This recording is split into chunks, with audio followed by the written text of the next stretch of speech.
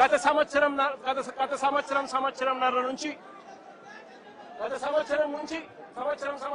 నుంచి చంద్రబాబు నాయుడు గారు కావాలని ఉద్దేశపూర్వకంగా అబద్ధాలతో కూడిన ప్రకటనలు చేస్తూ ప్రజలను మభ్యపెట్టే కార్యక్రమం చేశాడు. తిరుపతి నెయ్యిలో, పవిత్రమైన తిరుపతి నెయ్యిలో భక్తుల మనోభావాలను దెబ్బతీసే విధంగా కావాలని కుట్రపూరితంగా ఆ నెయ్యిలో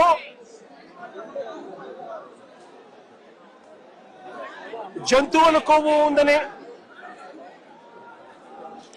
గొడ్డు మాంసం కొవ్వు ఉందని, పంది కొవ్వు ఉందని, చేప నూనె కలిసింది అని అంటూ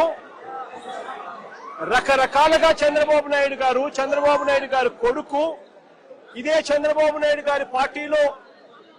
తనతో పాటు కలిసి ఉన్న మరో పవన్ కళ్యాణ్ అనే మరో నాయకుడు